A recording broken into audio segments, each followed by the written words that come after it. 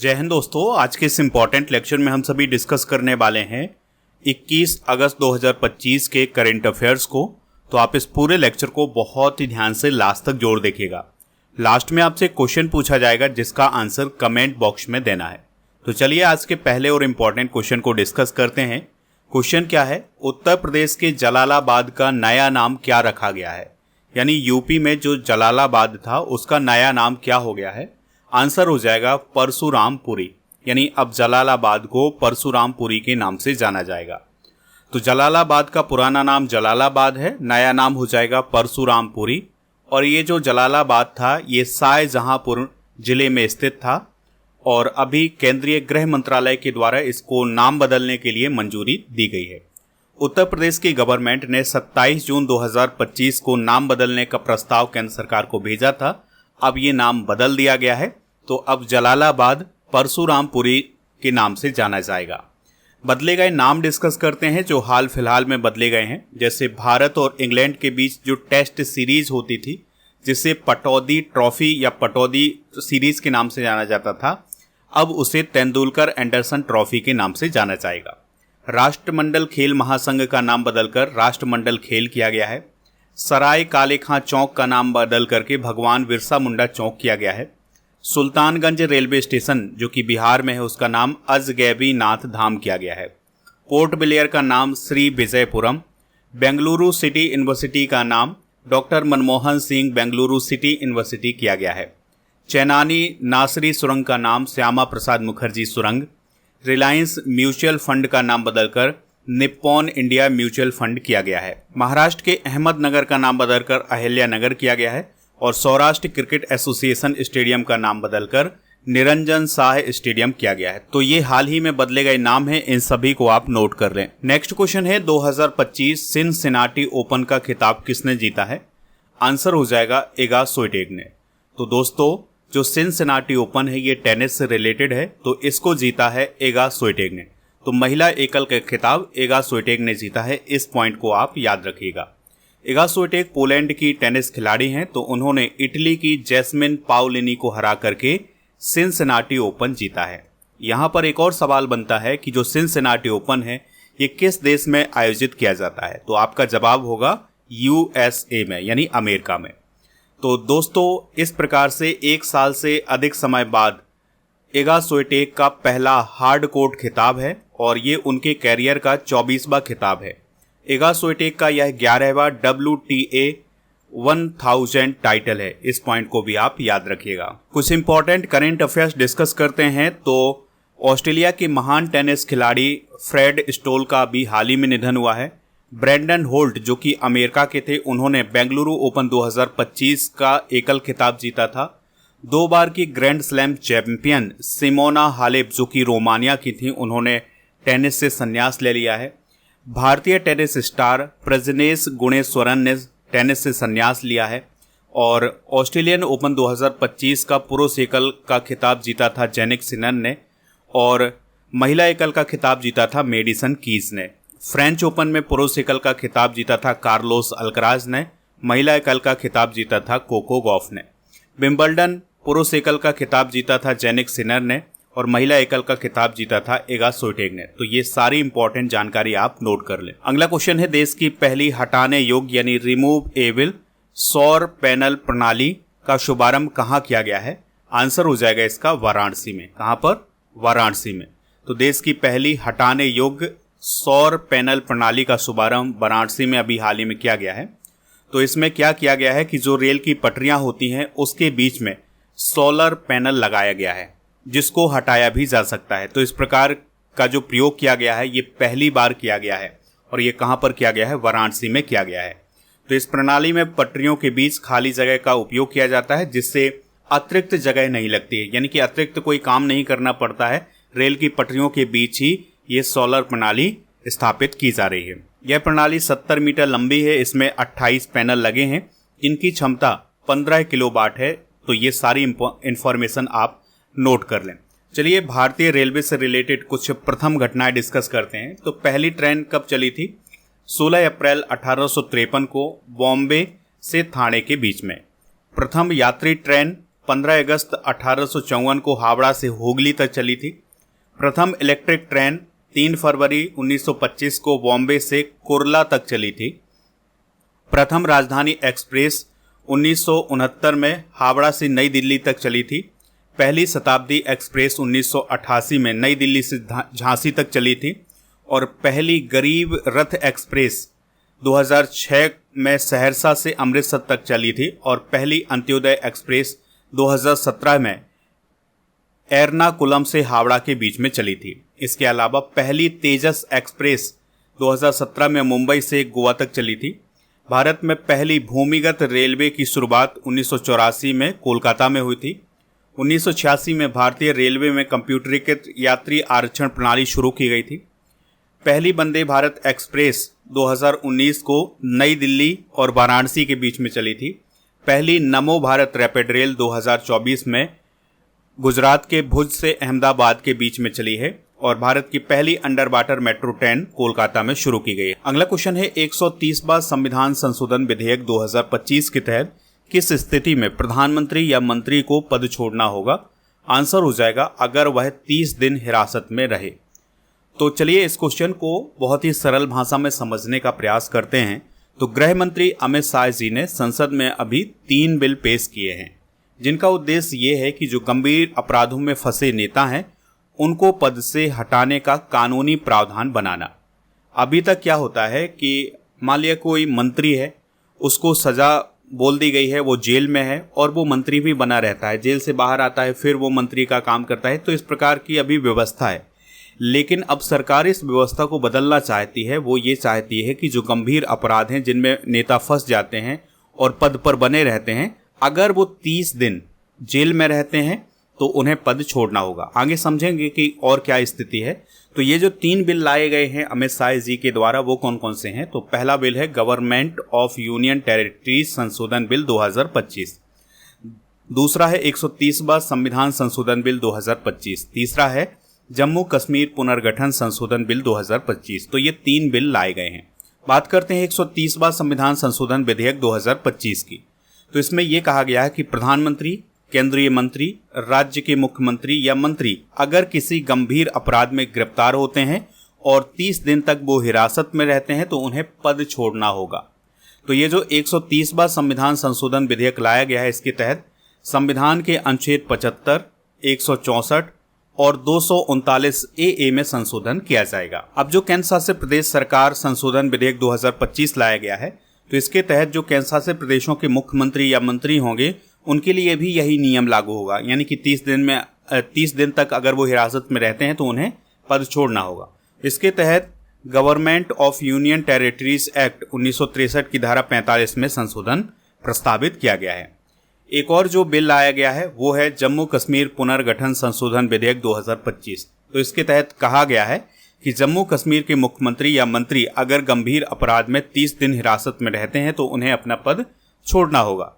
इसके तहत पुनर्गठन अधिनियम 2019 की धारा 54 में संशोधन किया जाएगा। अब जो मुख्य प्रावधान क्या है, यानी कि पूरा सारांश क्या है?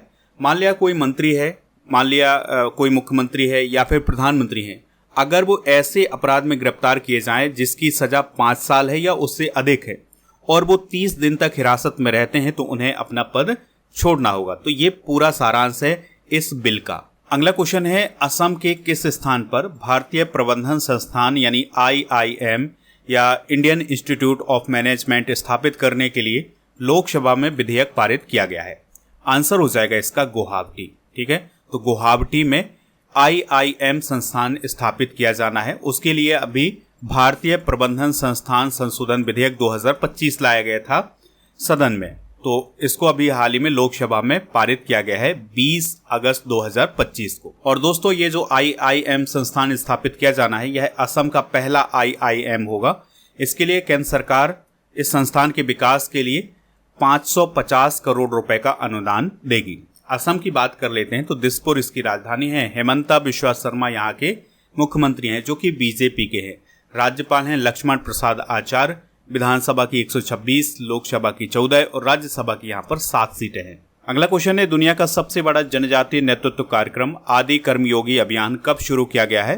आंसर हो जाएगा 19 अगस्त 2025 को। ठीक है, तो इसकी शुरुआत जनजातीय कार्य मंत्रालय के द्वारा की गई है और इस अभियान का उद्देश्य है कि जो जनजातीय समुदाय है उसको सशक्त बनाना। इसका प्रमुख लक्ष्य है 1 लाख जनजातीय गांवों में 20 लाख परिवर्तनकारी नेतृत्वकर्ता तैयार करना। यानी कि जो जनजातीय युवा हैं उनको लीडरशिप सिखाई जाएगी, उनको नेतृत्व प्रदान किया जाएगा और उन्हें किस प्रकार से आगे बढ़ना है इस प्रकार की ट्रेनिंग दी जाएगी। तो आदि कर्मयोगी अभियान किस मंत्रालय से संबंधित है? याद रखिएगा, जनजातीय कार्य मंत्रालय से। यहाँ पर जनजातियों की बात हुई है तो चलिए कुछ इंपॉर्टेंट जनजातियाँ डिस्कस करते हैं। जैसे मध्य प्रदेश में भील, गोंड, कोल, सहरिया, बैगा ये सभी जनजातियाँ पाई जाती हैं। छत्तीसगढ़ में गोंड, कोरकू, कोल। झारखंड में संथाल, मुंडा, हो और खारिया जनजाति पाई जाती है। ओडिशा में खोंड, गोंड, संथाल और मुंडा जनजाति पाई जाती है। अच्छा, जो हमारी वर्तमान में राष्ट्रपति जी हैं द्रौपदी मुर्मू जी, वो संथाल जनजाति से आती हैं और वो ओडिशा से संबंधित हैं। इस पॉइंट को आप याद रखिएगा। महाराष्ट्र में भील, गोंड, कोली, महादेव जनजाति पाई जाती है। राजस्थान में मीना, भील। मिजोरम में मिजो और मेघालय में खासी, गारो और जयंतिया जनजातियां पाई जाती हैं। अंडमान निकोबार द्वीप समूह में ग्रेट अंडमानी, ओंगे, जारवा और सोमपेन जनजाति पाई जाती है। लक्षद्वीप में मिनिकॉय और मलमी जनजाति पाई जाती है। तो ये जनजातियां आप नोट कर सकते हैं। अगला क्वेश्चन है, अच्युत पोतदार कौन थे जिनका निधन हो गया है? आंसर हो जाएगा एक्टर। तो प्रसिद्ध एक्टर अच्युत पोतदार का अभी हाल ही में निधन हो गया है 18 अगस्त 2025 को। ठीक है, और उनका निधन हुआ है ठाणे, महाराष्ट्र में। 91 साल की उम्र में उनका निधन हुआ है। उनकी कुछ प्रसिद्ध फिल्में रही हैं जैसे 3 इडियट्स, अर्धसत्य, तेजाब, राजू बन गया, जेंटलमैन, लगे रहो मुन्ना भाई, दबंग 2 और वेंटिलेटर। ये उनकी प्रसिद्ध फिल्में रही हैं। इसके अलावा उन्होंने कुछ टीवी शो भी किए हैं जैसे वागले की दुनिया, भारत की खोज, इस प्रकार के टीवी शो किए हैं। दोस्तों, 3 इडियट्स फिल्म में उनका एक प्रसिद्ध डायलॉग था जिसमें उन्होंने कहा था, अरे कहना क्या चाहते हो, जिसको आपने कई बार देखा भी होगा। तो ये वही एक्टर हैं जिनका निधन हुआ है। हाल ही में कुछ प्रमुख और निधन हुए हैं, चलिए उनको डिस्कस करते हैं। तो बॉब सिम्पसन का निधन हुआ है जो कि ऑस्ट्रेलिया के पूर्व क्रिकेटर रहे हैं, ठीक है, और कोच भी रहे हैं, तो उनका निधन हुआ है। ला गणेसन का निधन हुआ है जो कि नागालैंड के राज्यपाल थे। वेस पेस का निधन हुआ है जो कि महान हॉकी खिलाड़ी थे, ये भारत के थे। सत्यपाल मलिक की बात करें तो ये जम्मू कश्मीर के पूर्व राज्यपाल थे, इनका निधन हुआ है। शिबू सोरेन झारखंड के पूर्व मुख्यमंत्री। टीएन मनोहरन आईडीबीआई बैंक के चेयरमैन। वसंती देवी शिक्षाविद और पूर्व कुलपति, इनका निधन हुआ है। और कला भवन नवाज ये मलयालम अभिनेता थे, तो इनका भी अभी हाल ही में निधन हुआ। अगला क्वेश्चन है, आईसीएमआर द्वारा डेवलप डिवाइस का नाम क्या है जो ब्रेन इंजरी और ब्लीडिंग का पता लगाता है? आंसर हो जाएगा इसका सेरिबो। तो आईसीएमआर यानी भारतीय चिकित्सा अनुसंधान परिषद के द्वारा अभी एक ऐसी डिवाइस डेवलप की गई है जिसके माध्यम से महज 2 मिनट में ब्रेन इंजरी और ब्लीडिंग का पता लगाया जा सकता है। इस डिवाइस का नाम जरूर याद रखिएगा, सेरिबो है। बात करते हैं भारतीय चिकित्सा अनुसंधान परिषद की यानी Indian council of medical research की। तो इसकी स्थापना 1911 में हुई थी, नई दिल्ली में ये स्थित है। वर्तमान में महानिदेशक हैं डॉक्टर राजीव बहल और ये जैव चिकित्सा अनुसंधान का समन्वय, नीति निर्माण और प्रोत्साहन का काम करता है। अगला क्वेश्चन है, दिल्ली सरकार द्वारा लॉन्च किए गए ऐप का नाम क्या है जो नागरिकों को घर बैठे शिकायत दर्ज करने की सुविधा देता है? आंसर हो जाएगा दिल्ली मित्र।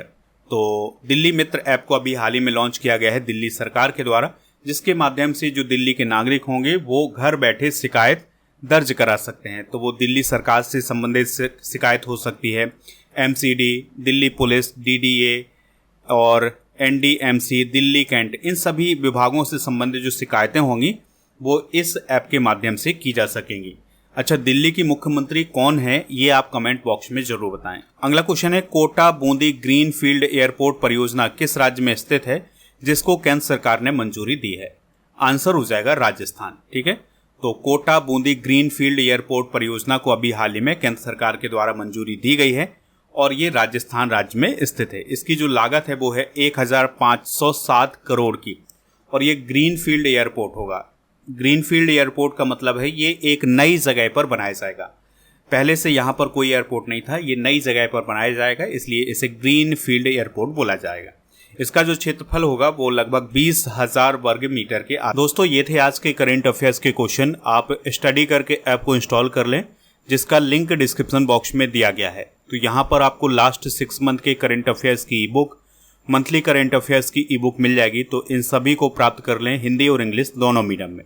ईयरली करंट अफेयर्स की ई बुक भी आपको ऐप पर ही मिलेगी।